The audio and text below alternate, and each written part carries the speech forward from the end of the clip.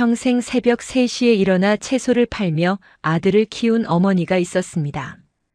아들은 더 큰 세상에서 살겠다며 어머니를 요양원에 맡기고 해외로 떠났어요. 1년 뒤 빈손으로 돌아온 아들이 알게 된 건 어머니의 부고 그리고 단 한 줄의 유언장이었는데요. 본 영상은 감동적인 사연을 가상으로 표현한 작품입니다. 무료로 할 수 있는 구독과 좋아요를 눌러주시면 영상을 만드는데 힘이 됩니다. 시작하기 전에 어느 지역에서 듣고 계신지 댓글로 알려주시면 그곳으로 행복을 보내드리겠습니다. 이야기 시작하겠습니다. 안녕하세요. 저는 이순자라고 합니다. 올해 나이 72, 평생을 시장에서 채소 장사를 하며 살아온 사람이에요. 그런데 말이에요. 요즘 저는 혼자 밥을 먹습니다. 아침에도 혼자, 점심에도 혼자, 저녁에도 혼자예요. 밥 한 공기를 앞에 놓고 마주 앉을 사람이 없다는 게 이렇게 쓸쓸한 일인 줄 젊었을 때는 미처 몰랐습니다. 저에게는 아들이 하나 있어요. 박민수, 올해 45이에요. 민수를 낳고 키우는데 제 인생 전부를 쏟았다고 해도 과장이 아닙니다. 남편은 민수가 6살 때 세상을 떠났거든요. 그때부터 저는 새벽 3시에 일어나 시장에 나가 채소를 펴놓고 밤 9시까지 장사를 했어요. 비가 오나 눈이 오나 아파도 힘들어도 하루도 쉬지 않았습니다. 그게 30해가 넘었어요. 배추 한 포기, 무 한 개 팔아서 번 돈으로 민수를 학교에 보냈고 학원에 보냈고 대학까지 졸업시켰습니다. 제 손은 채소 물이 빠지지 않아 늘 까맣게 물들어 있었고 무릎은 시장 바닥에 앉아 있느라 일찍 망가졌어요. 하지만 아들이 좋은 회사에 들어가고 예쁜 며느리를 만나 결혼하던 날 저는 세상에서 가장 행복한 사람이었습니다. 내 고생이 헛되지 않았구나, 그 생각뿐이었어요. 민수는 결혼 후에도 저와 가까이 살았어요. 한 달에 한두 번은 찾아왔고 명절에는 며느리 유진이와 함께 밥을 먹었습니다. 대단한 효자는 아니었지만 그 정도면 됐어요. 아들이 잘 사는 것만으로도 저는 충분했으니까요. 그런데 작년 봄 민수가 저를 찾아왔을 때 분위기가 평소와 달랐어요. 거실에 앉은 민수와 유진이의 얼굴에 뭔가 결심한 표정이 서려 있었습니다. 민수가 차를 한 모금 마시고 입을 열었어요. 엄마, 우리 이민 가기로 했어요. 이민. 그 두 글자가 귓속에서 맴돌았습니다. 민수는 설명을 이어갔어요. 해외에서 사업 기회가 생겼다고, 더 큰 세상에서 살고 싶다고, 아이들 교육을 위해서라도 빨리 나가야 한다고요. 며느리 유진이는 옆에서 고개를 끄덕이며 맞장구를 쳤습니다. 두 사람의 눈에는 새로운 세상에 대한 기대가 가득 차 있었어요. 저는 아무 말도 하지 못했습니다. 한참을 앉아 있다가 겨우 한마디 물었어요. 그럼 엄마는? 민수가 잠깐 말을 멈췄어요. 그 짧은 침묵 속에서 저는 답을 알아버렸습니다. 데려가지 않을 거라는 걸요. 민수는 곧 이어 말했습니다. 처음에는 정착이 힘드니까 나중에 모시겠다고 일단 요양원에 계시면 안 되겠느냐고요. 자리 잡으면 금방 모시러 오겠다고 조금만 고생하시라고요. 조금만 고생하세요. 그 말이 가슴에 모처럼 박혔어요. 저는 평생을 고생했습니다. 새벽 3시에 일어나는 고생, 무릎이 닳도록 시장 바닥에 앉는 고생, 혼자서 아이를 키우는 고생. 그 모든 고생을 아들을 위해 했는데 마지막에 돌아온 말이 조금만 더 고생하라니요. 하지만 저는 알겠다고 했어요. 아들 앞에서 서운한 티를 내고 싶지 않았거든요. 엄마가 짐이 되면 안 된다고 저는 늘 그렇게 생각해왔으니까요. 괜찮다, 엄마는 괜찮으니까 걱정 말고 가라 라고 말했습니다. 그 말을 하는 동안 입꼬리가 떨렸지만 울지는 않았어요. 공항에 가는 날 저는 민수에게 김치 한 통을 쥐어줬습니다. 새벽부터 일어나 직접 담근 거였어요. 무거워서 들기 힘들 텐데도 꼭 가져가라고 했어요. 민수는 고맙다고 하며 받아들었지만 나중에 들으니 공항 짐 무게 때문에 출국장 앞 쓰레기통에 버렸다더라고요. 제가 새벽에 손이 시리도록 담근 그 김치를요. 공항에서 민수와 유진이는 환하게 웃으며 사진을 찍었어요. 새 출발을 축하하는 표정이었습니다. 저는 그 뒤에서 손을 흔들었어요. 민수가 출국장으로 사라지는 뒷모습을 바라보면서 이상한 생각이 들었습니다. 이 아이가 처음으로 걸음마를 떼던 날도 뒷모습을 이렇게 바라봤었는데 그때는 한 발 한 발이 기뻤거든요. 이번에는 한 발 한 발이 아팠어요. 요양원에 들어간 날 짐은 작은 캐리어 하나가 전부였습니다. 시장에서 평생 채소를 팔던 사람의 인생이 캐리어 하나에 들어갈 만큼 작았어요. 방에 짐을 풀고 창밖을 바라봤습니다. 낯선 풍경이었어요. 시장의 활기 대신 조용한 정원이 보였고 채소 냄새 대신 소독약 냄새가 났습니다. 저녁 식사 시간 요양원 식당에 앉아 밥을 먹는데 옆자리에 앉은 할머니가 말을 건네셨어요. 아들이 있느냐고요.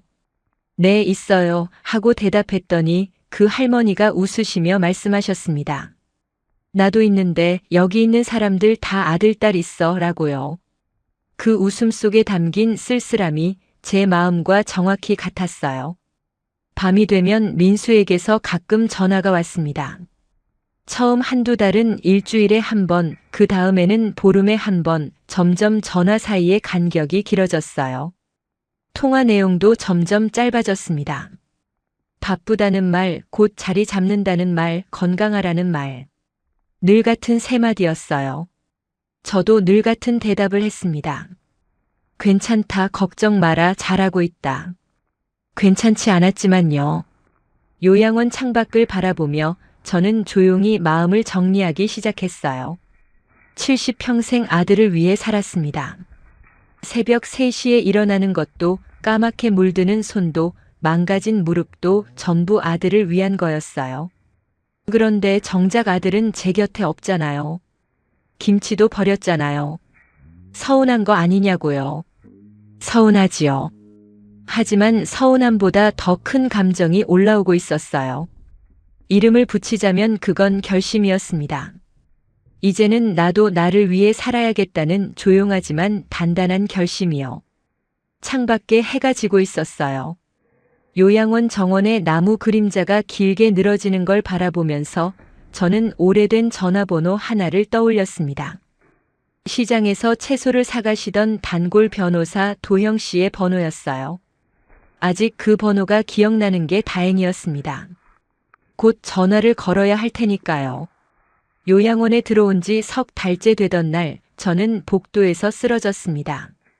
아침 식사를 마치고 산책을 나가려는데 갑자기 다리에 힘이 빠지면서 바닥에 주저앉았어요. 간호사분들이 달려와 저를 부축해 일으켜 세웠는데 그때부터 몸에서 보내는 신호가 예전과 달라지기 시작했습니다.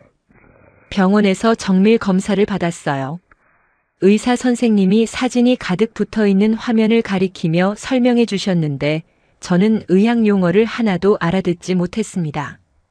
다만 선생님의 표정이 무거웠고 간호사분이 제 손을 슬쩍 잡아주시는 걸 보면서 좋은 소식이 아니라는 건 알았어요. 말기암이라고 했습니다. 어디에 생긴 건지 어떤 종류인지 자세한 설명을 들었지만 솔직히 기억나지 않아요. 기억나는 건 딱 하나, 남은 시간이 많지 않다는 말뿐이었습니다. 이상하게도 무섭지는 않았어요. 72까지 살았으면 충분히 살았다고 생각했거든요. 새벽 3시에 일어나는 삶을 30해 넘게 했으니 솔직히 몸이 안 아픈 게 더 이상했을 거예요. 다만 한 가지 쓸쓸한 건 있었습니다. 이 소식을 전할 사람이 마땅치 않다는 거였어요. 요양원으로 돌아와 민수에게 전화를 걸었습니다. 신호가 가고 또 가서 8번째 벨이 울린 뒤에야 민수가 받았어요. 목소리가 바빠 보였습니다. 저는 최대한 담담하게 말했어요. 몸이 좀 안 좋다고, 큰 병이라고, 가능하면 한번 와줄 수 있겠느냐고요. 전화기 너머로 잠시 침묵이 흘렀습니다. 민수가 대답했어요. 엄마, 지금은 비자 문제로 나갈 수가 없어요. 좀만 기다려요. 좀만 기다리라고요. 요양원에 맡길 때도 조금만 고생하라고 했고 이번에도 좀만 기다리라고 하네요. 저에게 남은 시간이 얼마 안 된다고 말하고 싶었지만 입에서 나온 말은 달랐습니다. 그래, 알겠다. 바쁘면 나중에 와라. 70평생 아들 앞에서 짐이 되지 않으려 해온 습관은 죽음 앞에서도 바뀌지 않았어요. 전화를 끊고 창밖을 바라봤습니다. 가을이었어요. 요양원 정원의 나뭇잎이 노랗게 물들어 떨어지고 있었습니다. 나뭇잎도 마지막에는 나무에서 떨어지잖아요. 매달려 있고 싶어도 바람이 불면 어쩔 수 없이 놓아야 하는 거예요. 저도 그런 시간이 온 것 같았습니다. 매달리던 것들을 하나씩 놓아야 할 때가요. 며칠을 생각했어요. 요양원 침대에 누워 천장을 바라보면서 70년 인생을 처음부터 끝까지 되짚어 봤습니다. 새벽 시장의 찬바람, 까맣게 물든 손톱, 민수가 대학 합격했다고 전화했을 때의 기쁨, 며느리 유진이가 처음 인사 왔을 때의 설렘, 그리고 공항에서 손을 흔들던 마지막 장면까지 한 편의 긴 영화를 보는 것 같았어요. 아름다운 장면도 있었고 슬픈 장면도 있었습니다. 하지만 제가 주인공이었던 장면은 거의 없었어요. 저는 늘 누군가를 위한 조연이었거든요. 이제는 제 영화를 만들어야겠다는 생각이 들었어요. 저는 오래전 시장에서 알고 지내던 변호사 도형 씨에게 전화를 걸었습니다. 도형 씨는 제가 시장에서 장사할 때부터 20년 넘게 단골이셨던 분이에요. 매주 토요일마다 배추와 시금치를 사가시면서 시장 아주머니들에게 법률 상담도 해주시던 따뜻한 분이었죠. 전화를 받으신 도형 씨는 제 목소리를 듣자마자 알아보셨어요. 순자 여사님 하고 반갑게 부르셨습니다. 이 세상에서 제 이름을 기억해주는 사람이 아직 있다는 게 고마웠어요. 도형 씨가 요양원으로 찾아오신 건 그 주 수요일 오후였어요. 서류 가방을 들고 오셨는데 제 얼굴을 보시더니 잠깐 표정이 어두워지셨어요. 아마 제가 많이 야위어 보였나 봅니다. 하지만 금세 밝은 얼굴로 돌아오시며 요양원 카페에서 커피를 한 잔 사오셨어요. 저는 도형 씨에게 두 가지를 말씀드렸습니다. 첫째, 제 병 이야기. 둘째, 유언장을 새로 쓰고 싶다는 이야기. 도형 씨는 커피잔을 내려놓으시며 조용히 들으셨어요. 사실 저에게는 재산이라고 할 만한 게 하나 있었습니다. 시장에서 오래 장사하면서 마련한 작은 부지였어요. 평생 채소를 팔아 한 푼 두 푼 모아서 산 땅이었습니다. 크지 않은 땅이지만 그게 제 인생 전부의 무게와 같았어요.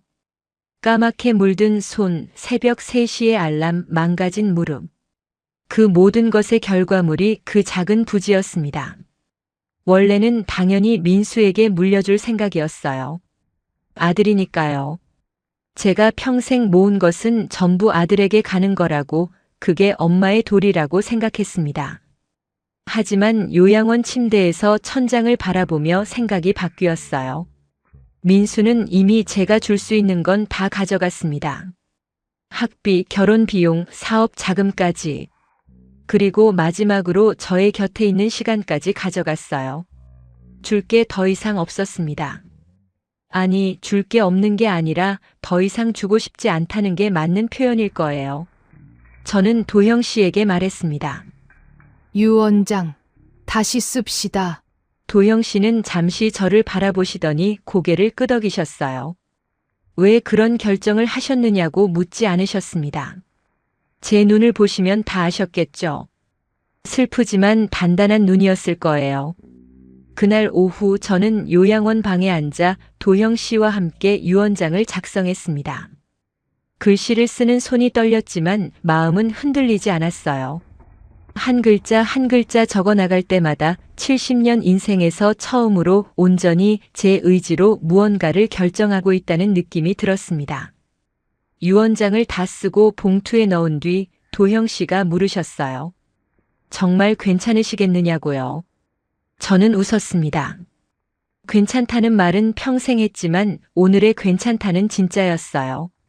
도형 씨가 돌아가시고 저는 다시 창밖을 바라봤어요. 해가 지고 있었습니다. 요양원 정원에 길게 들이운 그림자가 오늘따라 외롭지 않았어요. 어쩌면 이게 제 인생에서 가장 용감한 하루였는지도 모릅니다. 제가 유언장에 무엇을 적었는지 그건 아직 말할 때가 아니에요. 다만 한 가지만 말씀드릴게요. 민수가 이 유언장을 보게 되는 날 그 아이는 처음으로 엄마가 평생 무엇을 참아왔는지 알게 될 겁니다. 이 이야기를 이어서 들려드리는 건 변호사 김도영입니다. 순자 여사님이 더 이상 말씀하실 수 없는 부분이기 때문에 제가 대신 전해드려야 할 것 같습니다. 순자 여사님이 돌아가신 건 유언장을 쓰신 지 넉 달 뒤 겨울이 막 시작되던 때였습니다. 요양원 간호사분에게 들은 이야기로는 마지막 며칠 동안 여사님은 유난히 창밖을 오래 바라보셨다고 해요. 무엇을 보고 계시냐고 여쭤봤더니 그냥 하늘이 예뻐서 그런다고 하셨답니다. 마지막 날 아침에는 간호사분에게 오늘 날씨가 좋네요 하고 웃으셨다고 해요. 그리고 그날 오후 낮잠을 주무시다가 조용히 눈을 감으셨습니다. 아들 민수 씨에게 연락이 갔습니다. 하지만 전화를 받지 않았어요. 3번, 4번, 5번. 요양원에서 계속 전화를 걸었지만 받지 않으셨고 결국 문자를 남겼습니다.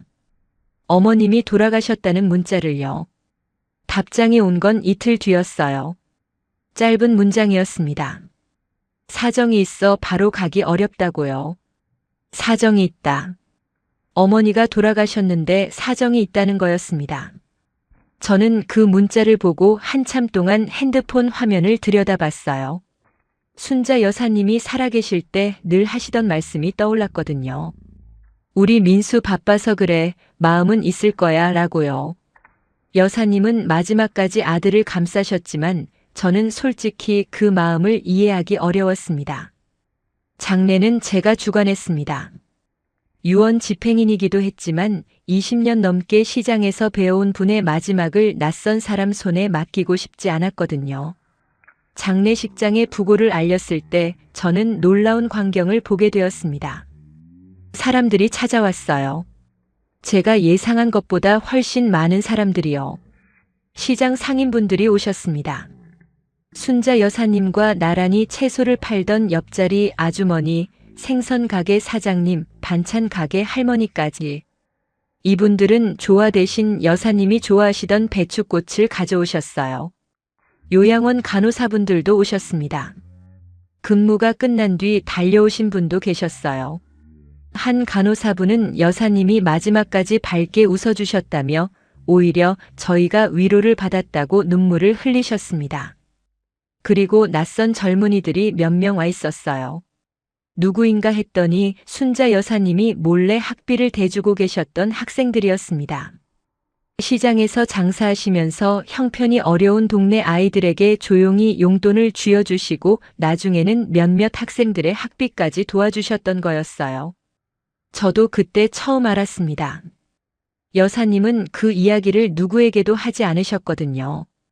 장례식장에는 향 냄새와 국화 향이 섞여 있었고 조문객들의 이야기 소리가 낮게 울려 퍼졌어요. 모두가 순자 여사님을 기억하고 있었습니다. 시장에서 채소를 파시던 모습, 항상 한 개 더 얹어주시던 넉넉한 인심, 비 오는 날 우산을 나눠 씌워주시던 작은 친절들을요. 그분들에게 순자 여사님은 그냥 채소 장수가 아니라 이웃이었고 가족 같은 사람이었어요. 장례 사흘째 되던 날 민수 씨가 나타났습니다. 인천공항에서 택시를 타고 바로 장례식장으로 왔다고 했어요. 양복은 구겨져 있었고 얼굴은 오랜 비행으로 부어 있었습니다. 민수 씨는 장례식장 입구에 서서 안쪽을 바라봤어요. 영정 사진 속 어머니가 웃고 계셨습니다. 시장에서 채소를 앞에 놓고 환하게 웃으시던 그 사진이었어요. 민수 씨의 얼굴이 일그러졌습니다. 영정 사진 앞에 무릎을 꿇고 절을 하는데 어깨가 심하게 떨렸어요. 하지만 장례식장에 있던 사람들의 시선은 차가웠습니다. 시장 상인분들은 고개를 돌렸고 간호사분들은 조용히 자리를 피했어요. 1년 동안 어머니를 찾지 않았던 아들이 마지막에 나타난 거니까요. 그 공기를 민수 씨도 느꼈을 거예요. 며느리 유진 씨도 함께 왔습니다. 해외 생활이 생각만큼 순탄하지 않았던 게 두 사람의 얼굴에 그대로 드러나 있었어요. 나중에 알게 된 사실인데 민수 씨는 해외에서 시작한 사업이 실패하고 비자 문제까지 겹치면서 결국 한국으로 돌아올 수밖에 없는 상황이었다고 합니다. 빈손으로 돌아온 거였어요. 장례가 끝나고 저는 민수 씨에게 말씀드렸습니다. 어머님의 유언장이 있다고요. 민수 씨의 눈이 순간 달라졌어요. 어떤 기대감이 스치는 게 보였습니다. 어머니가 평생 모으신 재산이 있다는 건 알고 있었을 테니까요. 사업이 실패한 상황에서 어머니의 유산은 새로운 시작이 될 수 있다고 생각했겠죠. 저는 유족과 관계자들을 모아 유언장을 공개했습니다.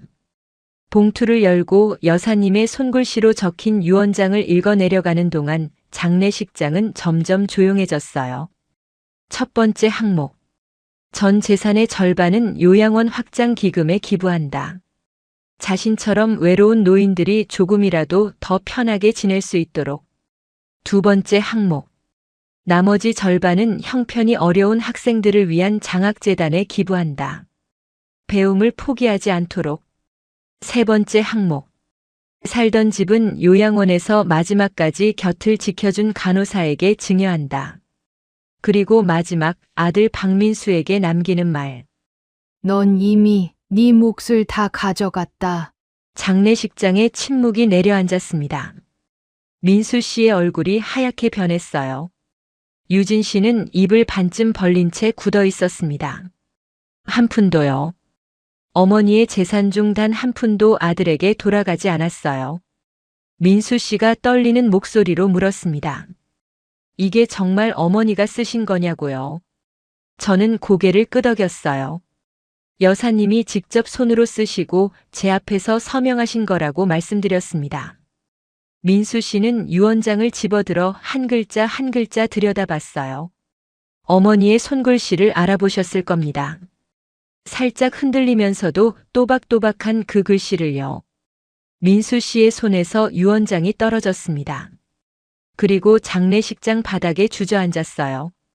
울음소리가 터져 나왔습니다. 하지만 장례식장에 있던 누구도 그를 일으켜 세워주지 않았어요. 저는 민수 씨를 바라보며 생각했습니다. 순자 여사님이 마지막으로 하고 싶으셨던 말이 이것이었을 거라고요.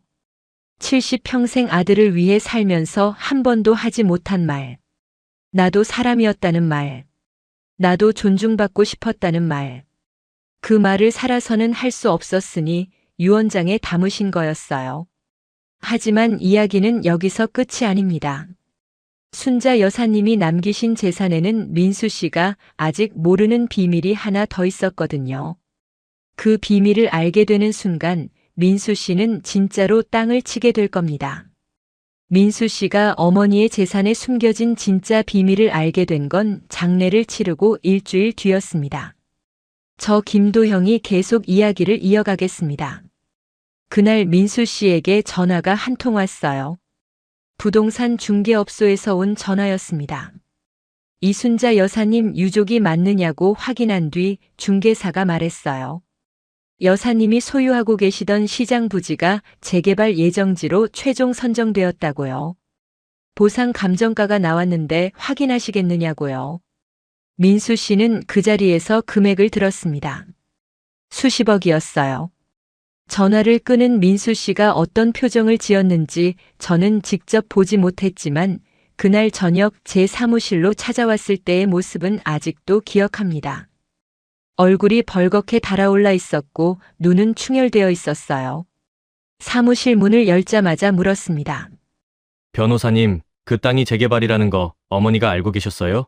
저는 솔직하게 대답했습니다. 네, 알고 계셨습니다. 라고요. 순자 여사님은 유언장을 쓰시기 전에 이미 재개발 소식을 들으셨어요. 시장 상인분들 사이에서는 몇 달 전부터 그 이야기가 돌고 있었거든요. 여사님은 그 사실을 아시고도 전 재산을 기부하셨습니다. 수십억 원의 가치가 될 땅을 아들이 아닌 세상에 남기신 거예요. 민수 씨의 무릎이 꺾였어요. 제 사무실 바닥에 주저앉으며 두 손으로 머리를 감쌌습니다. 소리가 나지 않는 울음이었어요. 어깨만 떨리고 입에서는 아무 소리도 나오지 않았습니다. 저는 그 모습을 보면서 잠시 고민했어요. 이 이야기를 지금 해야 하나, 나중에 해야 하나. 하지만 순자 여사님이 제게 부탁하신 것이 있었기에 말씀드릴 수밖에 없었습니다.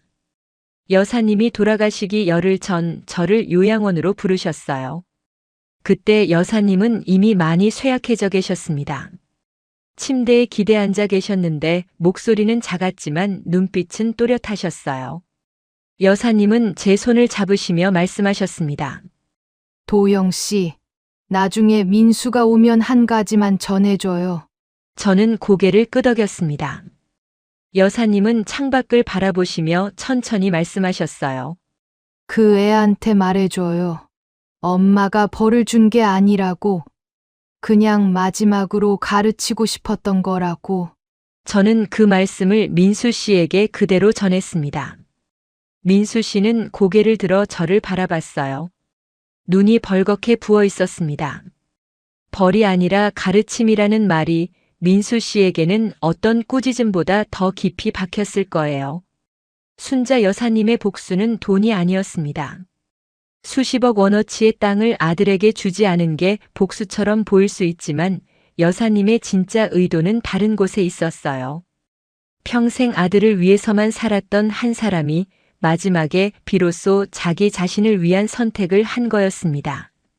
동시에 아들에게 돈보다 더 중요한 것이 있다는 걸 알려주고 싶으셨던 거예요. 며칠 뒤 저는 민수 씨와 함께 시장을 방문했습니다. 순자 여사님이 장사하시던 그 자리를요. 재개발 공사가 시작되기 전이라 시장은 아직 그대로였어요. 여사님의 가판대 자리에는 이제 다른 분이 채소를 놓고 팔고 계셨지만 옆자리 상인분들은 민수 씨를 알아보셨어요. 반찬 가게 할머니가 민수 씨를 보시더니 한마디 하셨습니다. 어머니는 마지막까지 아들 자랑 한 번 안 하셨어. 그 말에 민수 씨가 멈춰 섰어요. 할머니는 이어서 말씀하셨습니다.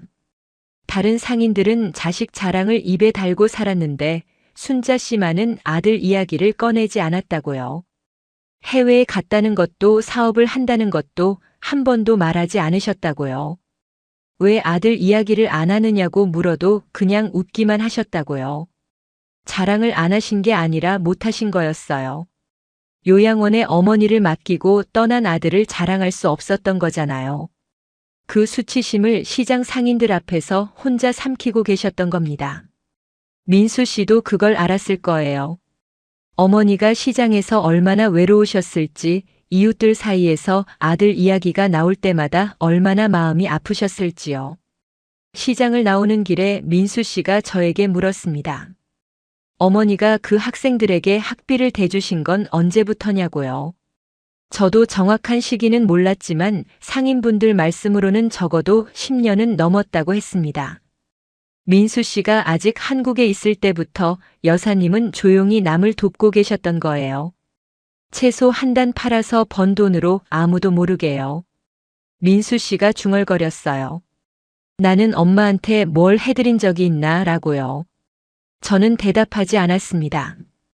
그건 제가 해줄 수 있는 답이 아니었으니까요. 시간이 지나 재개발이 본격적으로 시작되었고 순자 여사님의 부지에서 나온 보상금은 유언대로 집행되었습니다. 요양원은 증축 공사에 들어갔고 장학재단이 설립되었어요. 재단의 이름은 이순자 장학기금이었습니다. 평생 시장에서 채소를 팔던 한 여자의 이름이 어려운 학생들의 미래 위에 새겨진 거예요. 요양원 앞마당에는 작은 비석이 하나 세워졌습니다. 이순자 장학기금 설립자. 그 아래 여사님의 사진이 있었는데 시장에서 웃고 계시는 그 사진이었어요. 비석 앞에는 누군가가 가져다 놓은 배춧꽃 한 다발이 놓여 있었습니다. 비석이 세워진 날 멀리서 한 남자가 서 있는 게 보였어요. 민수 씨였습니다. 가까이 오지는 못하고 길 건너편에서 비석을 바라보고 있었어요. 한참을 서 있다가 입술이 움직이는 게 보였습니다. 소리가 들리지는 않았지만 무슨 말을 하는지 알 수 있었어요. 엄마. 민수 씨가 어머니를 부르고 있었습니다. 아마 살아계실 때 이렇게 불러본 적이 별로 없었을 거예요. 필요할 때만 찾고 바쁘다는 말로 대신하고 결국은 요양원에 맡기고 떠났으니까요. 이제야 어머니가 이 세상에 안 계신 뒤에야 그 이름을 소리내어 부르고 있었습니다. 대답은 돌아오지 않았어요. 바람만 불었습니다. 요양원 앞 나무에서 잎이 한 장 떨어졌고 비석 앞 배춧꽃이 바람에 살짝 흔들렸어요. 저는 멀리서 그 모습을 바라보며 생각했습니다. 순자 여사님이 마지막에 하신 선택은 복수였을까요? 아니면 가르침이었을까요? 아마 둘 다였을 거예요. 복수라기엔 너무 따뜻했고 가르침이라기엔 너무 슬펐으니까요. 다만 한 가지는 확실합니다. 순자 여사님은 버림받은 어머니가 아니었어요. 마지막 순간까지 스스로 선택한 사람이었습니다. 조용하지만 단단하게 자기 인생의 마지막 장을 자기 손으로 쓴 사람이었어요. 새벽 3시에 일어나 시장에 나가던 그 여자는 마지막에 70년 인생에서 가장 큰 결정을 내렸습니다. 그리고 그 결정은 아들이 평생 잊지 못할 한마디로 남았어요. 넌 이미 네 몫을 다 가져갔다. 그 문장 안에는 70평생의 사랑과 서운함과 그리고 마지막까지 아들을 생각한 어머니의 마음이 전부 담겨 있었습니다. 이야기가 감동적이었다면 구독과 좋아요 눌러주시고 주인공에게 응원의 댓글도 부탁드립니다.